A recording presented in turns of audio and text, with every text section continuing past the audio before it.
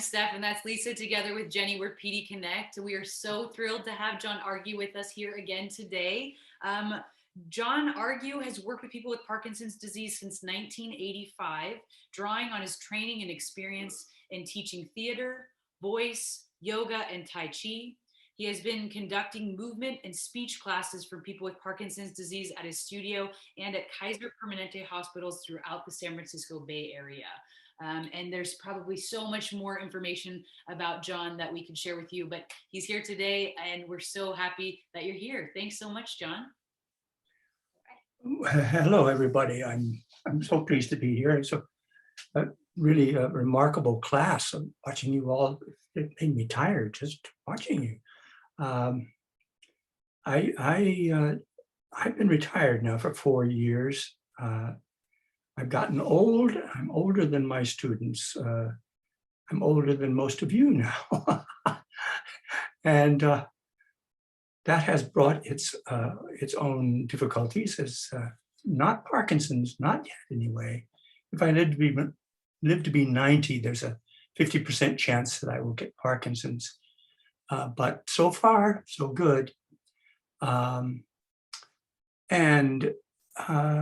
With age has come, one of the reasons I retired was that my hearing went. I wasn't able to hear by people in classrooms anymore, so I had to turn it over to my various apprentices, so now I'm facing old age, as many of you are. I've actually fallen 3 times this year. Once on the sidewalk where I cut my forehead really quite severely.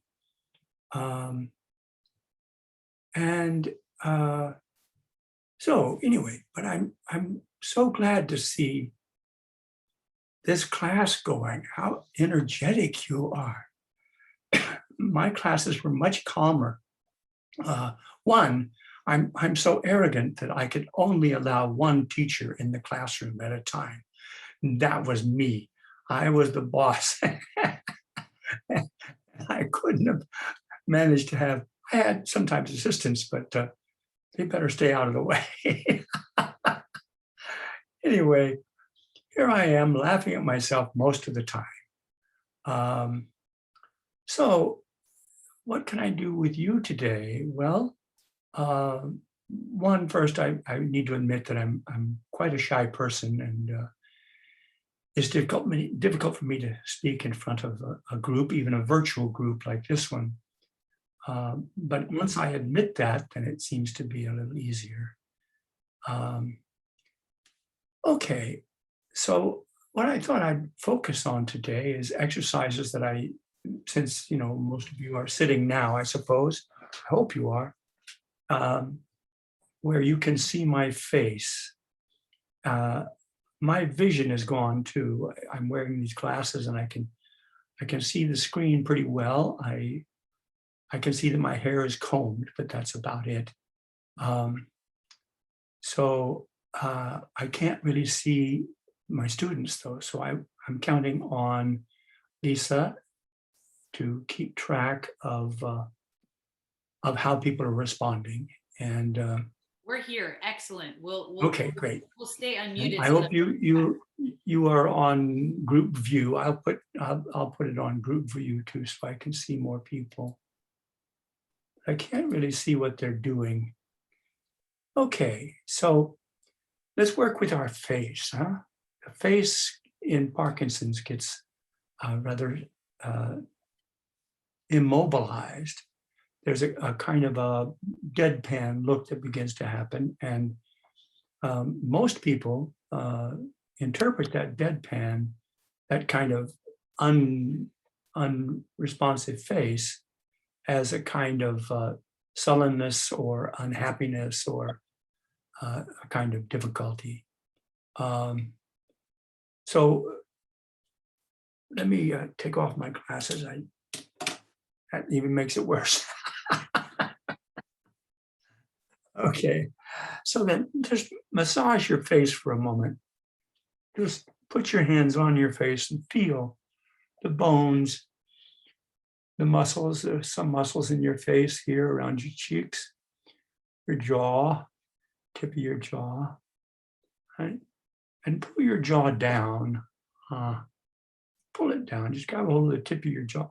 I've got this big protruding jaw, so it's easy for me. Pull it down. And then let it come back up. And pull it down. And up. Now put it down and make a sound like, I can't hear you, but of course I don't want to hear you. You'd overwhelm me. Okay, here we go again. Now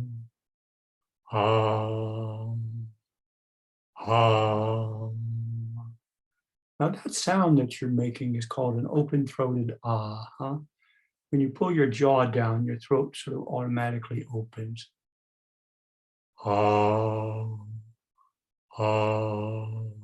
Okay. Now you can do that without pulling your jaw down, just by dropping your jaw and imagining that you're about to yawn. Huh? So you kind of go, oh,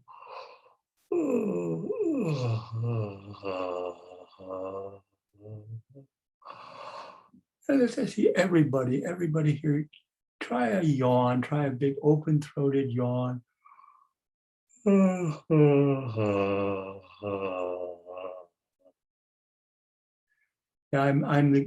I'm giving you permission to yawn in class. Imagine most of us spend our lifetimes not yawning in dull classes, but now we get to yawn in class. Here you go, everybody together, big yawn.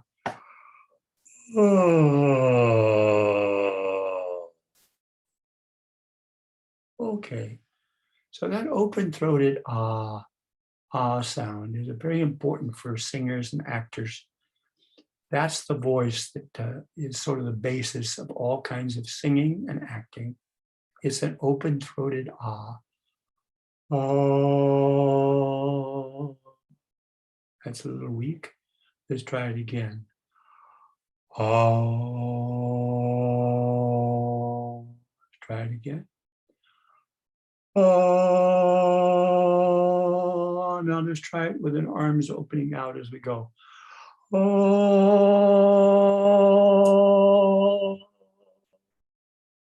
Okay.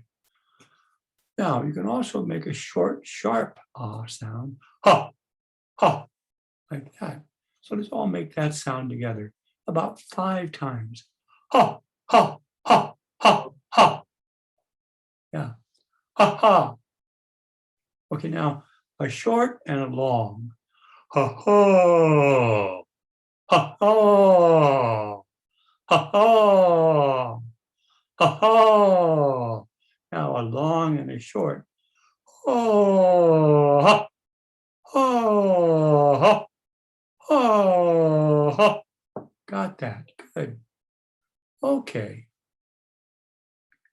All right. So that's an open-throated ah. Now, let's try some faces. I know we're working a little earlier on making faces, but let's try some clown faces. This is one of my old-time exercises. And these faces that we're going to make are all faces that the clowns wear. I'm sure all of you have been to the circus maybe many times, but try to remember when you were going to the circus as a kid and how fascinating the clowns were. They were indeed. They were my dream job. That was the job I was going to run away from. I was raised in an orphanage, so I was going to run away from the orphanage and join the circus and be a clown. That was going to be the best job in the world. So let's make some clown faces, huh? So the first clown face, the one that got me the most, was a fellow named Emmett Kelly, and he was a sad clown. He had a face like this. And then he painted it on, big, sad face, like this. And his corners of his mouth turned down, and his eyebrows pulled down. and his eyes looked so sad. And he came over to a bunch of us in the front row, and he had a cabbage, and he'd peel a piece of cabbage off, and he'd eat it. And we just could not. We were peeing in our little short pants to see him peel a cabbage and eat it. So sad face, here we go. Oh, then open-throated Asta. Oh, big sigh. Everybody. Oh, oh, oh, oh, oh, big sad face. Okay. So that was the sad clown. And then there was another clown. It was the giddy, silly, out of control clown. He was like this, right? They called this clown in Italy, where the clowns came from, called this the zany. And he was just crazy. And he was always making fun of everybody. And he had this big happy face. Right? And of course, he painted it on, big happy face, eyebrows way up like that. Eyebrows up, everybody. Eyebrows up, come on. There you go, you got it. Let me see a few more. That's good, yeah, that's the idea. Oh yeah, yeah, big idiot face like this. And this is a gesture that he made all the time. Like that. It's a very rude gesture in Italian, but if there are a few Italians here, you probably remember that. Anyway, it's this gesture. Like that. Big happy face. Okay. Smooth face. Ah, a nice big sigh. Oh, an open-throated sigh. Oh, okay. And then there was another clown. And this was the angry clown, right? They called this guy the Capitano. And he had a face like this. And he glared at everybody. And his lower lip was down like that. And he showed his teeth. And he growled at everybody. And you remember him in the Popeye cartoons, right? That was the tugboat captain, like this, and he was always mad at everybody. Oh, let's see that angry face. Oh, yeah, that's good. Oh, this is a great one. Yeah, I don't know whether you're all in the same place as I see you, but there it is. Now growl and show me your fangs here. Yeah, and make this sound in your throat. Rawr, rawr. Okay, and then ease. Okay, and then there's the one more clown, the scared clown.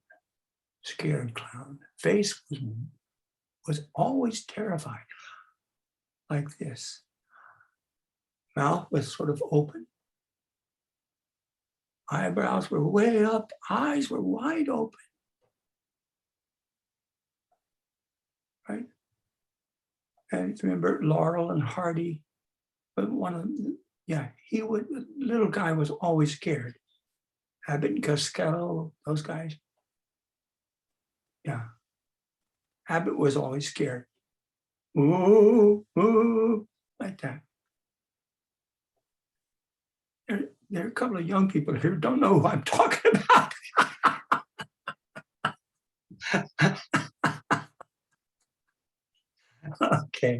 Okay, so big scared face. Let me see, everybody. Like you're seeing snakes. Yeah. Like Queen Elizabeth seeing Trump on the doorstep.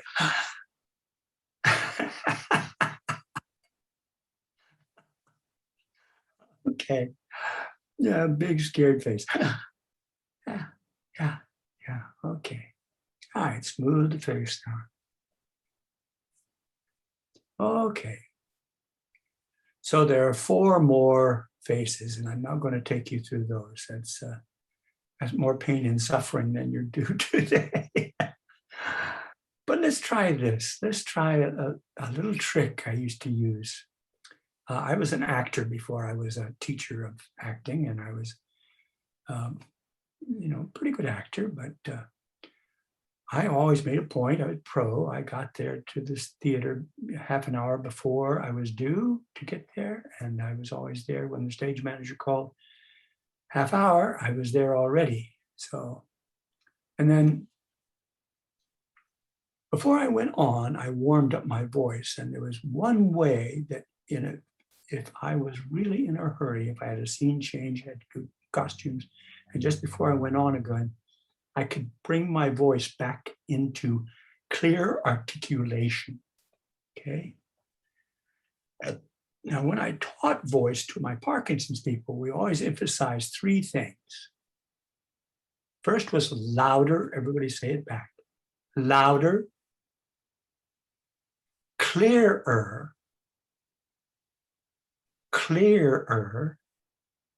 and everybody point to the screen. More direct. Yeah, more direct. So louder meant louder, right? And then clearer meant articulate. Move your mouth a lot. Overpronounce your words. Everybody say that back to me. Overpronounce your words. Overpronounce your words. Yeah. So that's clearer. And then more direct. Turn your head and speak directly to the person that you're talking to. Don't just mumble in your beard down here. Like, try to find the person you're talking to, face them, and let them have it. Okay? Yeah. Make them understand. Right. Good. I like the way these 2 are doing.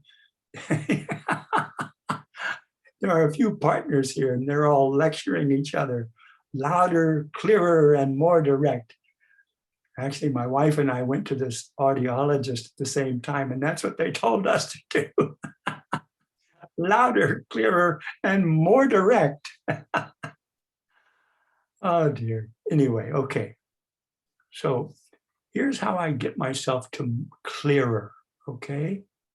This is a little cheat. There's a quick and dirty way to get your voice, to get your articulators working. The articulators are your lips. Everybody touch their lips. Lips, teeth, tap your teeth. Tongue, bring your tongue out. And jaw. Jaw. Lips, teeth, tongue, jaw. Say those 4 in a row. Lips, teeth, tongue, and jaw. Everybody, and exaggerate the way I did. Ready? Here we go. Lips, teeth, tongue, and jaw.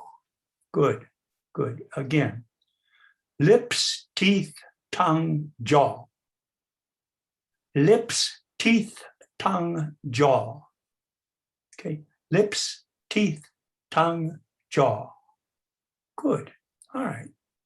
Now here's a quick and dirty way to get your articulation working. Ready? Kind of dry your fingers, and you can take a cloth. Let's see. If you've got a handkerchief, this will work. Kleenex might work. Kleenex might work. So you take a cloth and you put your tongue out. And then you take hold of it with your cloth.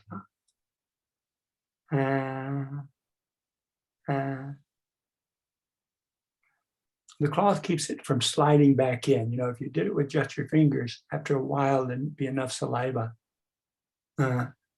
slip back away. So this keeps it from slipping in. And here's what we're going to do. We're going to count from 1 to 2, 1, 2, 1, 2, 3, until we'll get to 15. Okay? We're going to do it all together.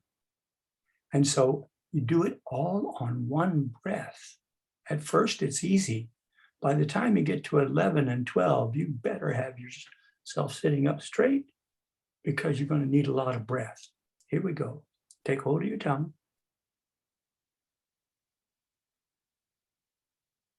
1, 1, 2, 1, 2, 3, 1, 2, 3, 4, 1, 2, 3, 4, 5, 1, 2, 3, 4, 5, 6, 1, 2, 3, 4, 5, 6, 7, 1, 2, 3, 4, 5, 6, 7, 8, 1, 2, 3, 4, 5, 6, 7, 8, 9, 1, 2, 3, 4, 5, 6, 7, 8, 9, 10.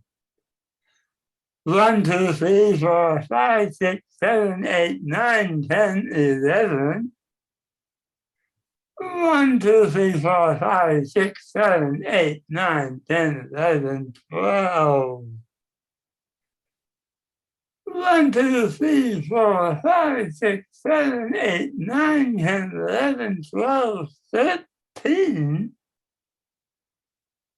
1, 2, 3, 4, 5, 6, 7, 8, 9, 10, 11, 12, 13, 14.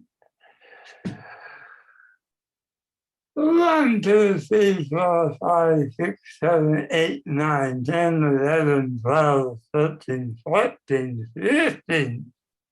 Now take the cloth away and all together now, count 1 to 15 and feel how trippingly your tongue moves.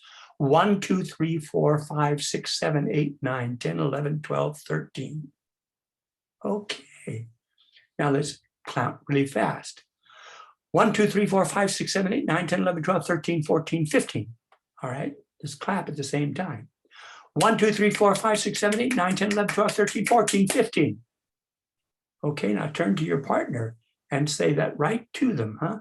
1, 2, 3, 4, 5, 6, 7, 8, 9, 10, 11, 12, 13, 14, 15. Good. All right.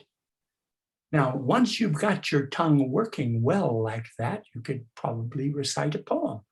Like the owl and the pussycat went to sea. How many of you know that poem already? Or read it to your kids back in the day? I see a few hands, yeah. Okay, well, I'll teach it to you. The owl and the pussycat went to sea. Now you say it back to me.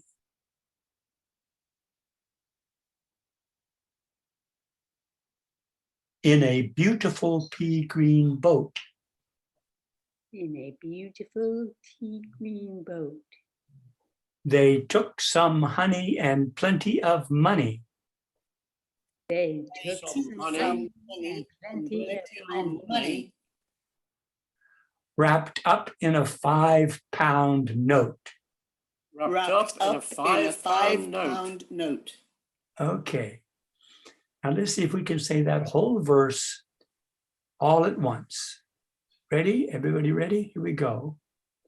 The owl and the pussycat went to sea in a beautiful pea green boat. Big breath. They took some honey and plenty of money wrapped up in a 5-pound note. Okay, good. Now, I'm sure that Lisa can find other poems or songs that we could all sing together. Songs from the last millennia, the ones we remember, right? What kind of songs do we remember? Beatles. Huh? Oh, sorry, I said the Beatles. Sorry. Oh, the Beatles. Yeah. Actually, I calmed a baby the other day. I had the good fortune to hold a very small child while her parents were out for dinner. And she got very inconsolable. I mean, she was not having any of it, nothing. She was just using up every bit of energy she had to just make my life miserable. So I took her to the front door and walked out into the fresh air, and that immediately calmed her. And then I sat on a porch and I sang to her this song: wackadoo, wackadoo, wackadoo, wackadoo, wackadoo, wackadoo, wackadoo. Wackadoo, wackadoo, wackadoo, wackadoo, wackadoo, wackadoo, wackadoo. Wackadoo, wackadoo, wackadoo, wackadoo, wackadoo, wackadoo, wackadoo. Wackadoo. That's the whole song right there. That's it. It just goes on and on and on. Your mother danced the Charleston to that. Wackadoo, wackadoo, wackadoo, wackadoo, wackadoo, wackadoo, wackadoo. Wackadoo, wackadoo, wackadoo, wackadoo, wackadoo, wackadoo, wackadoo. All together. Wackadoo, wackadoo, wackadoo, wackadoo, wackadoo, wackadoo, wackadoo. Wackadoo, wackadoo, wackadoo, wackadoo, wackadoo, wackadoo. You know, that baby fell asleep on my chest. That was a magic moment. I tell you, you all know this for sure. It doesn't get any better than that. It does not get any better than to have a baby sleep on your chest, especially at 8 months. Oh dear.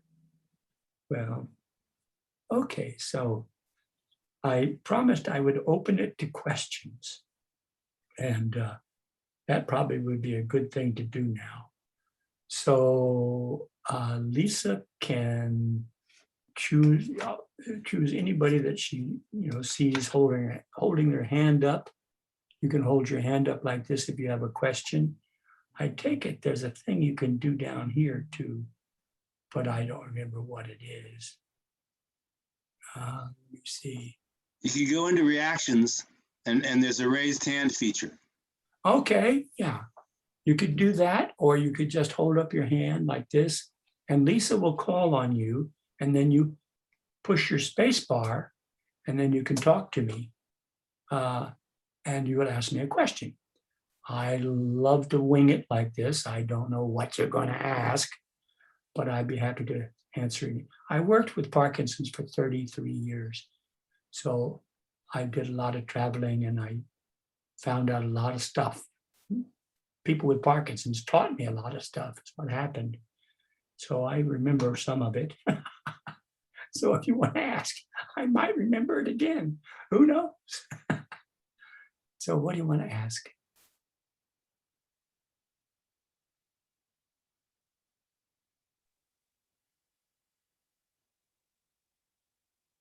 You guys have any questions? Oh, Alice has a question. Try to speak really loud so we can hear you, Alice. But Alice is muted. You're muted though.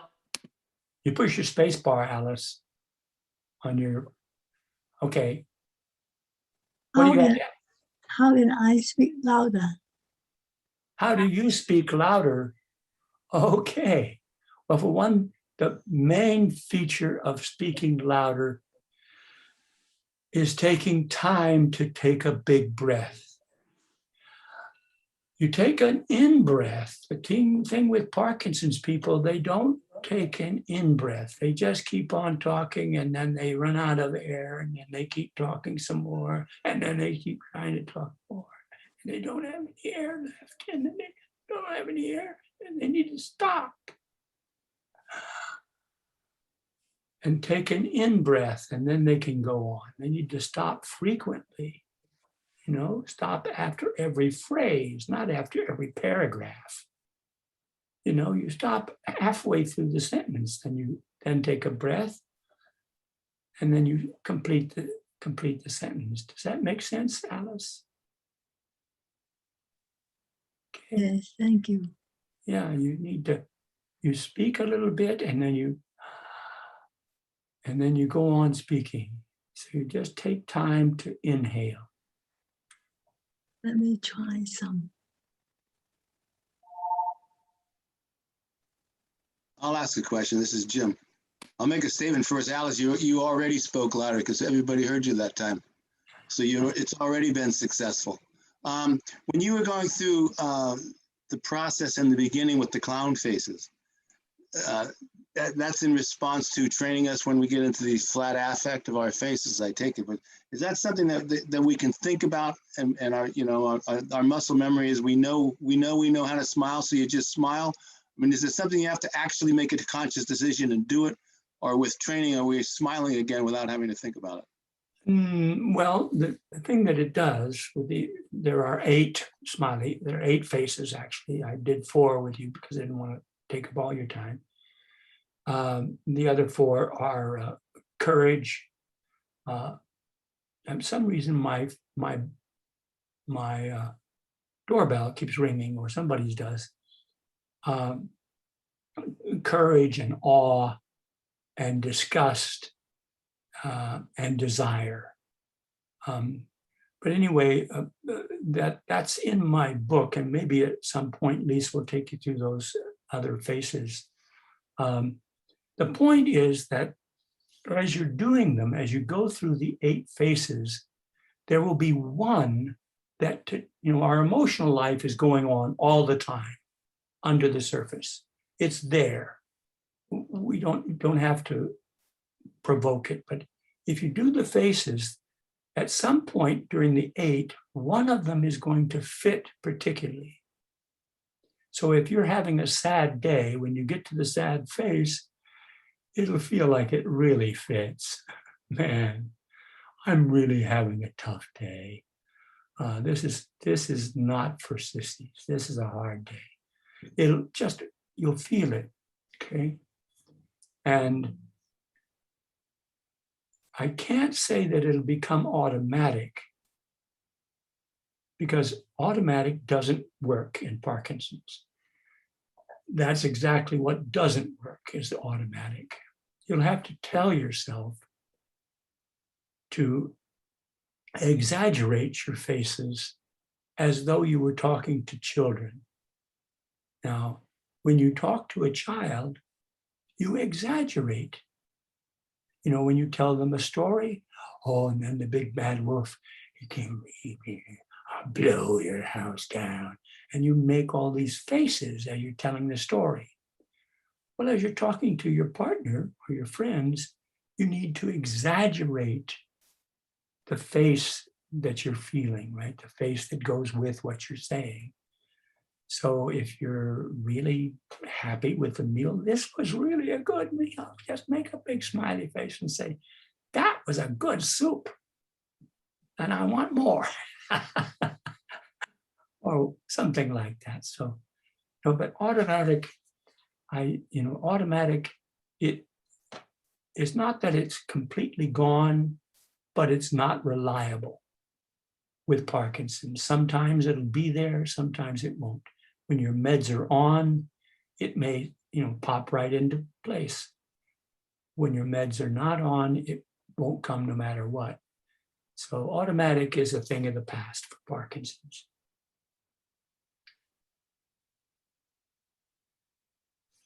Another question. Right. We have another question here. This is from Fred. I slur at times and I don't drink. I also experience drippiness multiple times a day. Oh, droopiness, I think is what it's supposed to say. Multiple times a day. Why does this happen, and what can I do about it?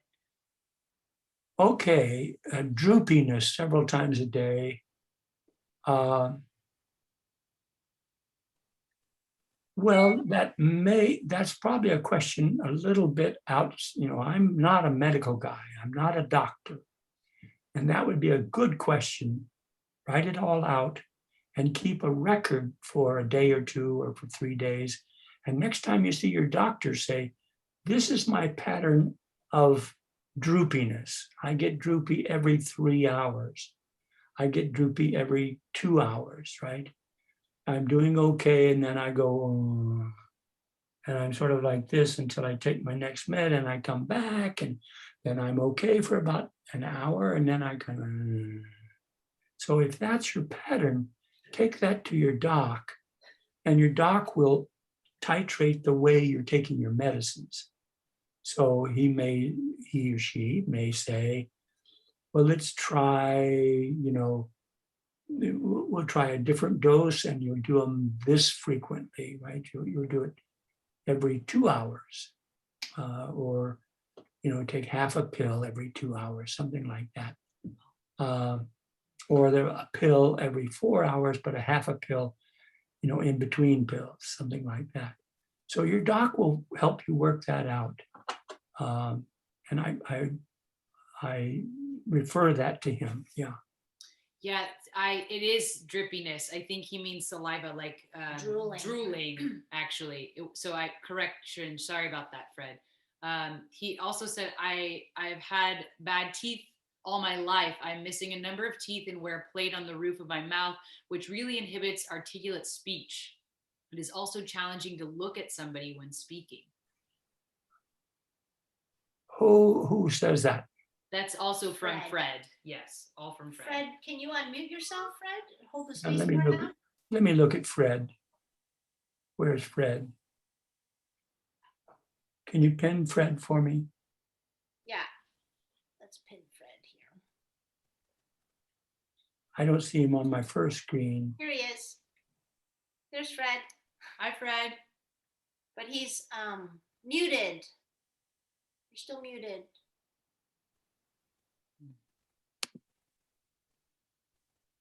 Do you have are you on a computer, Fred? Do you have a space bar? Hold the space bar.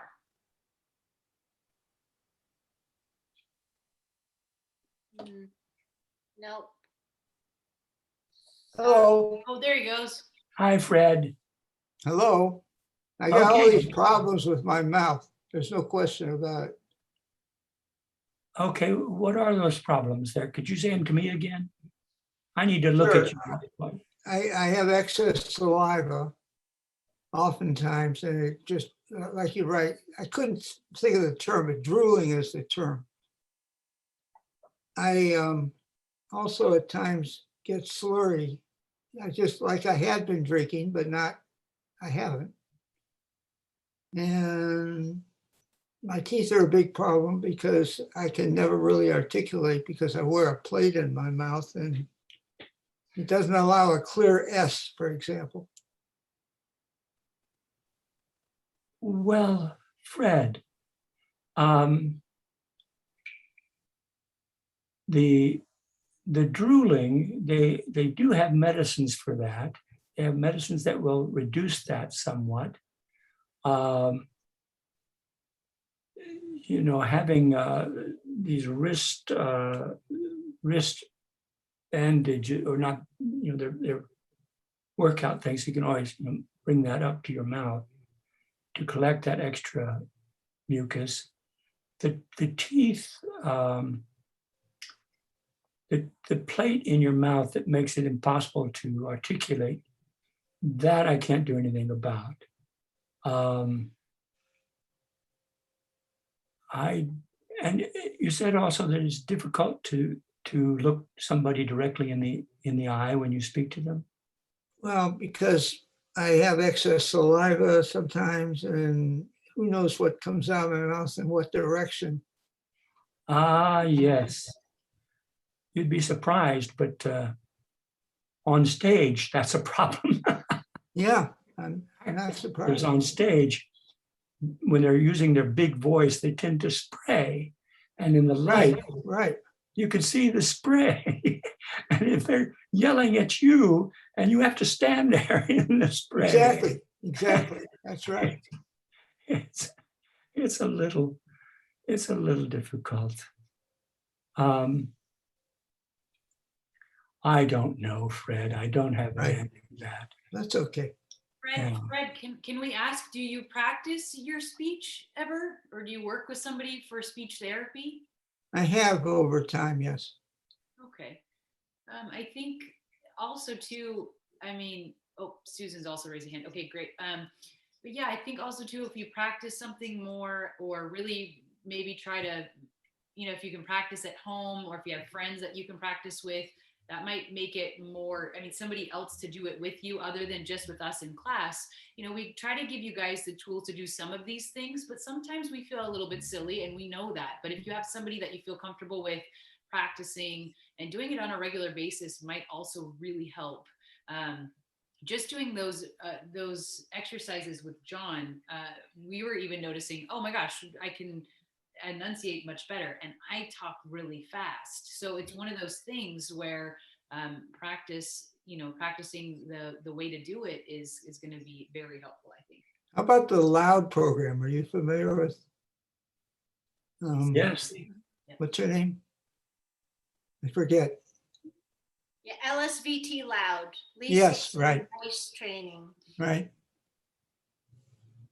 So for those of you that haven't done the LSVT Loud, we do recommend that. It's a great program. It's intense. It's 4 days a week for 4 weeks straight. So it's a commitment, but it really does have the ability to improve the speech quality for sure.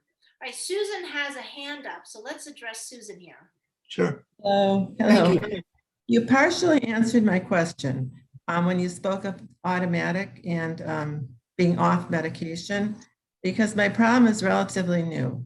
What happens is I will be fine speaking, and then I've been having problems with spasms in my legs, or my leg will freeze up after I have protein for dinner. So what will happen is I will be fine, and then all of a sudden after eating protein or having a leg spasm, I will start to slur my words. And so I realize now that it's, directly, I mean, I knew it was directly related, but I cannot fake a normal voice when this is happening, because I'm so reactive to this pain and spasm in my leg that that's why I'm slurring my words, because it's just hurting so badly. And is there anything like the tongue exercise that I could do to alleviate this, like maybe before dinner? Is there like an exercise I could do before dinner so that I can, minimize this symptom? I don't know. I'm thinking about that. You're having a reaction to protein. Yeah, or pain, or my leg will freeze up and start to spasm. I also have Lyme's disease, so I don't know which one is doing it, the Lyme or the other. I've been doubly blessed. Yes, you have. I am being treated with ozone treatments, and I'm getting better with Lyme. But this is relatively new, so I don't know if it's the Lyme that's doing this to me or the other thing. But it is very weird that when people, when I'm talking to somebody, I realize I'm slurring my words and I can't do anything about it. So I wondered if there was something that. Well, your screen is frozen all of a sudden. Okay. Yeah, it'll just freeze up. My leg will freeze up. I don't know whether there is a way to work around that. I trust that you're probably with friends most of the time, or spouse. And so I would just take time out and deal, with your own, with what you have to deal with to take care of yourself. And I mean, just have to time out, just be on your own for a bit. I know I withdraw quite a lot. I, as I say, I'm a shy person, so I just go off into my room and close the door. I must do it, 6 or 7 times a day to just get away from, the big noise of the world. So I give you permission to withdraw, like I do. Yeah, sounds like a good idea. Yeah. Well, there's another question from Sandy, I see. Sandy. Hi, thanks for being here with us. I just wanted to tell Fred and Susan that I too have like saliva collects in my mouth, and I won't notice, and I might not notice, and I'll drool. And it happened when I was playing tennis this weekend. I bent over my bag to get something and a drop of drool while I was talking dripped out. So I try to be cognizant that I have extra saliva in my mouth so that I swallow more, or I swallow while I'm talking or before I talk, so I'm not spraying and not drooling. But I mean, I really have to concentrate on it as soon as I notice it to swallow.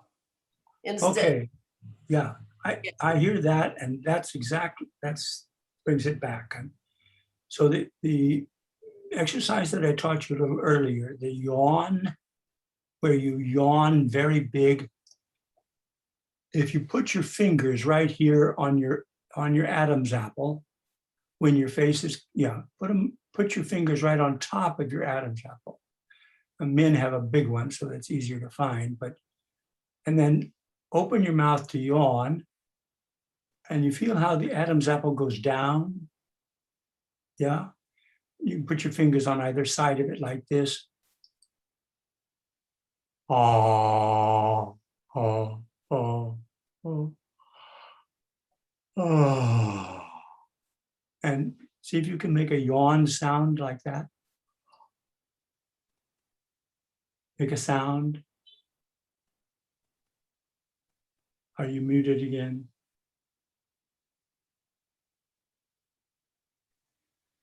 Okay, good, good. Now that movement of the larynx, the movement down like that, is the key to swallowing. All right? That has to happen for you to be able to swallow well. Okay? So I recommend that your teachers here work yawning into the exercises.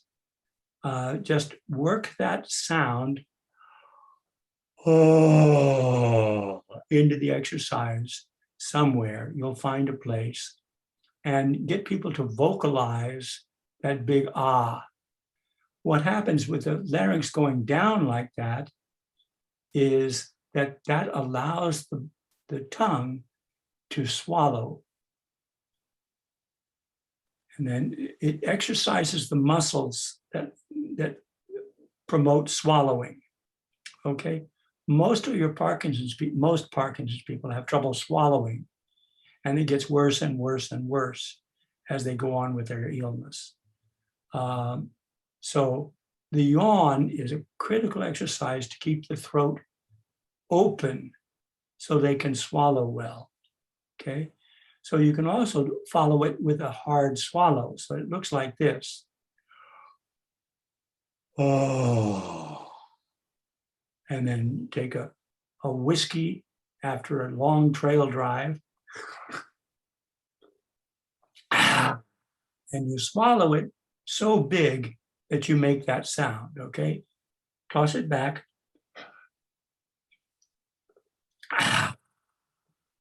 Yeah. So that gesture is a complete and forceful swallow. It's a forced swallow, if you like. And if you get better at it, Fred and the lady I was just speaking to, Sandy, yeah, if you can get better at that, then you can actually feel yourself swallowing more often. You collect the saliva out of your mouth and just swallow it. You just do it on purpose. And as I say, automatic doesn't work reliably, so you have to do it on purpose. You know, I was given some exercises by my speech therapist that are on YouTube that are exercises to massage and work the muscles and the larynx.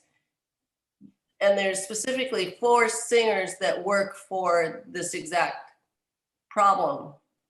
So I can give that to Lisa and Steph. Great, thank you. It's Sandy. part 1 and part 2, but they're exactly what Dr. John. Not Dr. Dr. John. Oh God, help. No, but yes, yawning though has many other benefits. So I want to recommend that too. Yawning relaxes the nervous system in a certain way. When you yawn, even when you just fake yawn, something relaxes inside, and that helps lots of other things. So it shifts you from sympathetic nervous functioning to parasympathetic. Hey, John, we were wondering, I'm not sure if you're set up for it, but could you show us, for those that have troubles to stand up out of their chair or getting up out of their chair, can you show us that, or is that something you're not set up to do today? No, I can do that. I have to move a chair. I've got a chair back here. I can show you that. Great. In fact, I've been practicing that a lot myself. Excellent. You know, I have been finding that my legs are not quite as strong as they used to be. So here's how we do it. Let me get back here and get my work chair up. How's this? Am I still in view? Do I need to be look great. farther back? Yeah, you're fine. You're fine, yeah. Oh, You you can see have your to see feet, but- between my legs here. Here we go. All right. So here's the drill. Here's the drill. Shift this again. How's this? Am I visible? Can you see my feet? We can't see your feet. Okay, let me see what I can do. Well, Tilt it down a tiny bit. that just can't be helped. My computer's an old one and it doesn't tilt. Okay, here's the issue. One, when you need to get up, first thing is to get to the front edge of your chair. And you get to the front edge of your chair by walking on your buns like this. Now, all that exercise that you were doing with Lisa, all of that's good for exactly that. That gets those muscles inside your pelvis all loosened up and ready to go, okay? Now then, second thing you do when you get to the front edge of the chair is separate your feet, right? Separate your feet. And then you want to pull one foot back, either your strong foot or whatever, doesn't matter, either foot. Pull one foot back. Now I pull it back till it touches the leg of the chair, till it's on the outside of the leg of the chair. Okay. And then I put one hand here, one hand here. Well, I put this hand here, this hand on my knee, because that helps me strengthen that leg. And this hand, with this hand, oh yeah, here's the trick. I look down at the floor and there's an imaginary $20 bill. And I'm going to reach down and touch that bill. I'm going to actually touch the floor and lift my backside off the chair. And then I'm going to come up. Ta-da! And there I am. So the trick is to touch the floor, all right? Not just phone it in, but to actually touch it. All right, I'm going to turn my chair sideways so you can watch it again. Okay. And then I'm going to pull one foot back, put the hand on the knee, and this hand, I'm going to reach all the way to the floor and pick my back end up first. See, my back end goes up, not my head. My head goes down to follow my hand, and my back end goes up, and then I come up, and there I am. Okay, ta-da! Okay, does that clarify? That's Touching great. Thank you. Touching the floor is the trick. Yeah. Well, anything more? There's somebody named Joan that just wanted to say hello to you. She said, "Dear John, I and my David used to attend your class in Berkeley, and I dropped in on this class because I heard you'd be talking to me. Yeah, Wonderful to yeah. see you and hear you again." Joan, I saw your My name. message. Oh, And that was very nice. It's lovely to see you, dear. yes, it's wonderful to see you. Yes. And you're still at it. You're still helping so many. No, I love your clowns. yeah, All they're- 8 of them. yeah, yeah.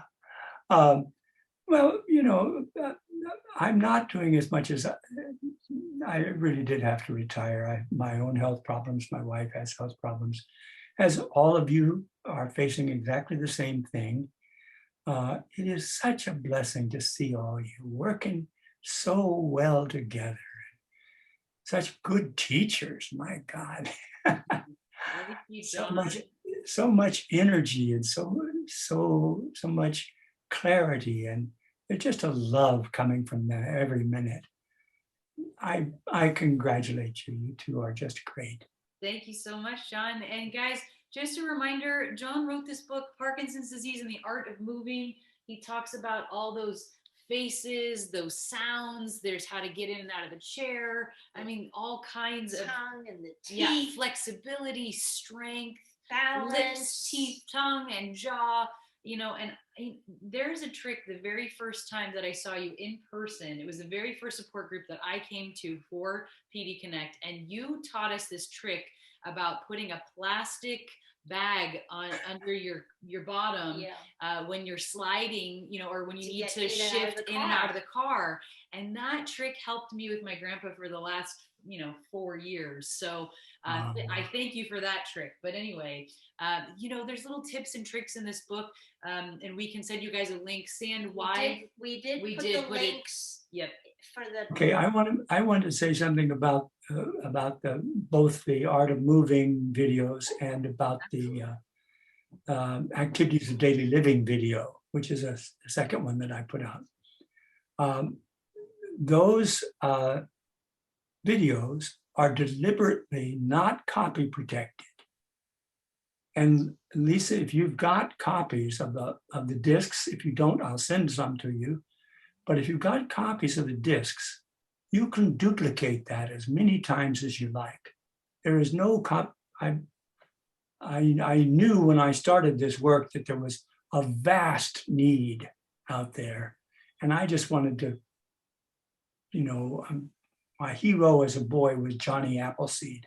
I really want everybody to have these lessons. So if you can duplicate those and just make copy after copy after copy, it's not that hard to do. Burn to disk, and just pass them out to particularly anybody who is housebound or is not very, Zoom happy or has to go on a trip. Those things are available. There's also an online version you can get. You just pay one fee and then it's yours forever, but it doesn't come as a hard copy. It stays online. It's on Vimeo, and that you can't download that. I wish you could. So if you want to have your own copy, Lisa or somebody in her technology department. Do you have an office of technology people? I imagine several of you guys are tech savvy, so you could make copies for everybody. We can definitely arrange making copies of those. John, that's amazingly gracious of you. Thank you very much. That's a special gift you're giving to an awful lot of people for a long time. Thank you for being who you are. Yeah. I just the need is so great. I just want to, do what I can while I can, and I can't do that much anymore. I'm sorry. I'm not sorry at all. This is life on life's terms, isn't it? I It's think what you do a happens. wonderful job still. You're helping so many people, and we would love to have you back again. Every time you come, we have a great time, and you're so fun. So we were Okay, having good. fun. I couldn't stop laughing at Lisa's one of her faces. I couldn't remember which one that one. But anyway, how great! Thank you so much for spending time with us today. And you look wonderful. So don't worry about that. Okay, thank you all. Yeah. Bye-bye. It's always Bye. Thank goodbye. you so much, John. Have a Bye. great day. Thank you so much. Really appreciate it.